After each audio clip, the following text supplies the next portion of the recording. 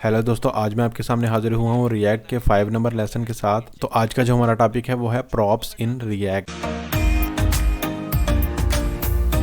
तो दोस्तों, जो रिएक्ट कंपोनेंट होते हैं वो प्रॉप्स को यूज करते हैं कम्युनिकेशन करने के लिए। तो रिएक्ट में कंपोनेंट के साथ जब भी हमने कोई कम्युनिकेशन करनी होती है, प्रॉप्स को यूज किया जाता है। Every parent component can pass some information to its child component by giving them props. तो दोस्तों, पेरेंट कंपोनेंट जो होता है वो चाइल्ड कंपोनेंट की तरफ कोई इन्फॉर्मेशन, सम इन्फॉर्मेशन को जो पास करना चाह रहा होता है तो वो प्रॉप्स के थ्रू किया जाता है। Props might remind you HTML attributes. दोस्तों, ये HTML एट्रीब्यूट्स की तरह से ही हो सकते हैं, but you can pass any JavaScript value including objects, arrays और फंक्शंस। दोस्तों, आप इनमें से कुछ भी पास कर सकते हैं। चले आइए स्टार्ट करते हैं। दोस्तों, आपको मैंने ये वेबसाइट भी बताई थी react.dev। यहाँ से आप इसकी डॉक्यूमेंटेशन देख सकते हैं दोस्तों। तो यहाँ पे मैं आपको आज के लिए दिखाता हूँ पासिंग प्रॉप्स इन ए कंपोनेंट। यहाँ पे देखिएगा आपको सारी इंफॉर्मेशन मिल जाएगी और इधर आपको एग्जांपल्स के साथ जो है वो बताया भी जाएगा कि कैसे यूज करना है। तो यहाँ पे आप इसको जरूर इस पेज को देखिएगा। तो चले आइए विजुअल स्टूडियो कोड को ओपन करते हैं। दोस्तों, यहाँ पे देखिएगा मैंने अपना प्रोजेक्ट ओपन कर लिया हुआ है। यहाँ पे आप देख सकते हैं और ये हमारा बिल्कुल एम्प्टी है। यहाँ पे बस ऐप कंपोनेंट के अंदर हमने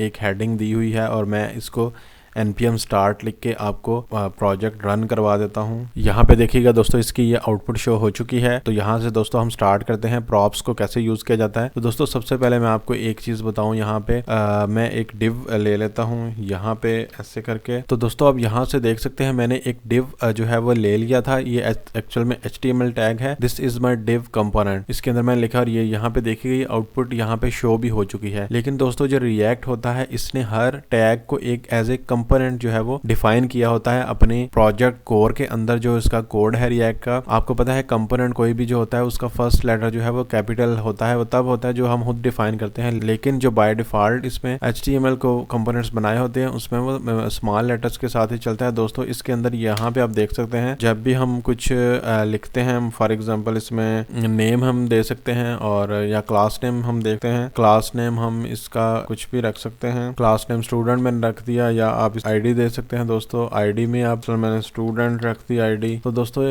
मेन चीज ये है कि ये जो हमारे जो एट्रीब्यूट्स हैं ये वाले, ये असल में प्रॉप्स हैं, क्योंकि अब ये डिव जो है ये टैग नहीं है, ये एक कंपोनेंट है। दोस्तों, इस तरह से जो भी एट्रीब्यूट्स होते हैं उनको हम एज ए प्रॉप्स की तरह यूज कर सकते हैं, लेकिन वो क्योंकि ऑलरेडी डिफाइंड होते हैं। दोस्तों, यहाँ पे आप देख सकते हैं दोस्तों, मैंने एक स्टाइल जो है वो एट्रीब्यूट लिया है जो कि प्रॉप की तरह है। तो जब भी आपने रिएक्ट में लिखना है स्टाइल टैग, तो आपने करली ब्रेसेस लिखनी है और उसके अंदर आपका ऑब्जेक्ट होगा। ऑब्जेक्ट में भी एक और करली ब्रेसेस आपको यूज करनी पड़ेगी और फिर आप 1 बाय 1 लिखते जाएंगे। अगर उसका कलर है, बॉर्डर है या कोई भी स्टाइल का हमारा जो है वो प्रॉपर्टी है, तो वो आप इस तरह से लिख सकते हैं। दोस्तों, इसको बताने का मकसद बस इतना ही था। अब मैं इसको क्या करता हूँ, मैं एक्चुअल किसी प्रॉप जो है वो आपको कंपोनेंट में यूज करके दिखाता हूँ। तो दोस्तों, हम क्या करते हैं, हम एक कंपोनेंट बना लेते हैं न्यू, जिसका नाम हम रखते हैं स्टूडेंट। यहाँ पे आप मैं न्यू कंपोनेंट पे कर लेता हूँ। तो इसका पहला नेम कैपिटल होगा, student.jsx आपने लिखना है। यहाँ से आपने ओके कर लेना है और यहाँ पे दोस्तों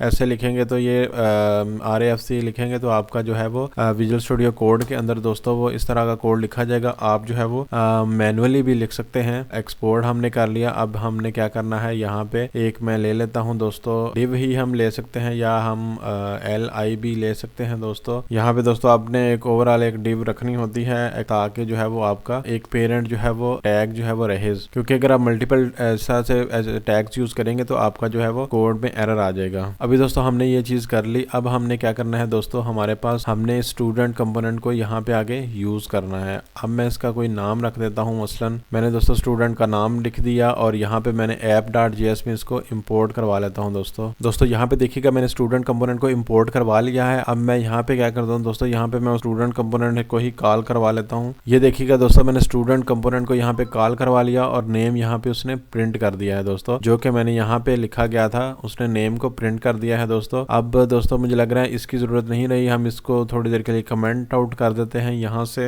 ये देखिएगा दोस्तों हमारा नेम जो है वो यहाँ पे आ चुका है। अभी दोस्तों यहाँ पे देखिएगा मैंने स्टूडेंट तो ले आया हूँ यहाँ पे, लेकिन अगर मैं स्टूडेंट को दोबारा मल्टीपल टाइम जो है वो कॉल करवाता हूँ तो ये देखिएगा वो सेम नेम ही हमारा यहाँ पे आ रहा है। तो मैंने स्टूडेंट कंपोनेंट को मल्टीपल टाइम्स रेंडर करवाया, लेकिन मैं चाहता हूँ कि यहाँ हर दफा सेम नाम आ रहा है जो कि स्टैटिकली यहाँ पे हमारा डिफाइंड है स्टूडेंट के अंदर, लेकिन मैं चाहता हूँ कि यहाँ पे मेरा ये डायनामिकली शो हो मेरे पास। तो डायनामिकली शो होने के लिए ये है कि मैंने डायनामिकली इसको यहाँ से पास करूँ वैल्यू। तो दोस्तों इसका तरीका ये है कि मैं यहाँ पे देखिएगा यहाँ पे जो है वो इनको डिलीट कर देता हूँ और मैं सिंगल से स्टार्ट करता हूँ। यहाँ पे मैं मसलन का मैं प्रॉप दे देता हूँ नेम, और नेम दोस्तों यहाँ पे आपने क्या रखना है, कोई भी आप रख सकते हैं। और एक मैं नेम रख लेता हूँ, मैं नेम को ही फर्स्ट ऑफ ऑल आपको चेक करवा देता हूँ, और दूसरा जो है वो मैं एक और बल्कि नेम को मैं आपको चेक करवा देता हूँ। अभी देखिएगा दोस्तों ये तो वही नेम स्टैटिकली वाला प्रिंट कर रहा है, लेकिन मैं स्टूडेंट वाले में जाता हूँ और यहाँ पे देखिएगा मैं यहाँ पे क्या कर देता हूँ प्रॉप। अब मुझे यहाँ पे लिखना पड़ेगा प्रॉप, और यहाँ पे जो है वो मैं लिख देता हूँ नेम, और मैंने जब भी प्रॉप्स को कॉल करना है तो मुझे प्रॉप लिखना पड़ेगा और यहाँ पे डॉट जो भी प्रॉप का नेम था वो लिखूंगा। तो ये देखिएगा दोस्तों नेम, और उसने आगे उसका उसी का नाम पास करवा दिया दोस्तों। तो मैं दोबारा से यहाँ पे app.js पे आता हूँ। यहाँ मैं मुझे अगर कोई और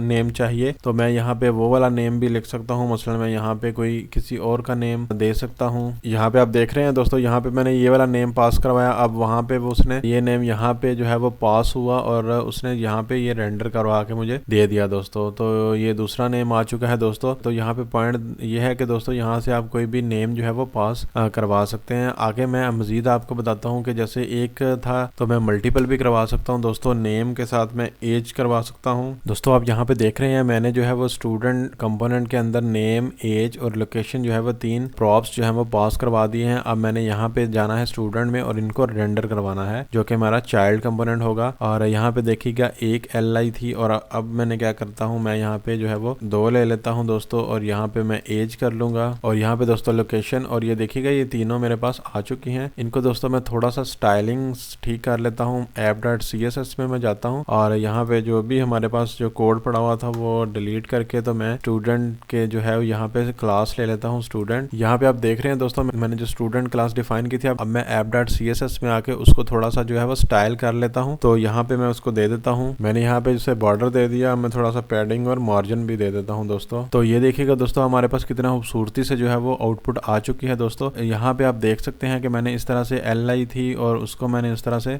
3 बार उसको रेंडर करवा लिया, और यहाँ पे मेरा स्टूडेंट जो है वो कंपोनेंट में प्रॉप्स के साथ हुए। तो दोस्तों यहाँ से हम प्रॉप्स हमने लिखा हुआ है और इस तरह से हम इसको लिख रहे हैं दोस्तों। इसका एक और तरीका भी है कि हम जो है वो ऑब्जेक्ट डिस्ट्रक्चरिंग करके जो है वो उसको लिख सकते हैं। मसलन मैं अगर प्रॉप्स हर दफा नहीं लिखना चाहता तो मेरे पास एक दूसरा मेथड भी है, मैं करली ब्रेसेस यहाँ पे लगाऊंगा और यहाँ पे जो भी हमारे प्रॉप्स का नेम्स हैं वो सारे यहाँ पे पास करवा दूंगा विद कॉमास। यहाँ पे देखिएगा दोस्तों मैंने तीनों लिख दिए हैं, लेकिन अब मुझे यहाँ से प्रॉप्स हटाना पड़ेगा। यहाँ पे देखिएगा मैं इसको भी रिमूव कर देता हूँ, इसको भी रिमूव कर दिया और मैंने इसको भी रिमूव कर दिया। अब मैं देखिएगा सेव करता हूँ तो ये वही हमारे पास चीज वापस आ चुकी है। मतलब अब हमें प्रॉप्स डॉट करके नहीं लिखना पड़ रहा क्योंकि हमने यहाँ पे वेरिएबल्स को डिफाइन कर लिया है दोस्तों। अच्छा दोस्तों मैं आपको मल्टीपल मेथड्स बता रहा हूँ किस किस तरीके से आप चीजों को परफॉर्म कर सकते हैं। मैं यहाँ पे आपको एक और मेथड बताता हूँ। मसलन मैं यहाँ पे अलग-अलग सारे वेरिएबल्स डिफाइन करने के बजाय आप एक ऑब्जेक्ट भी जो है वो यूज कर सकते हैं। मसलन मैं स्टूडेंट इन्फो के नाम से जो है वो एक ऑब्जेक्ट जो है वो उसको डिफाइन कर लेता हूँ, उसी को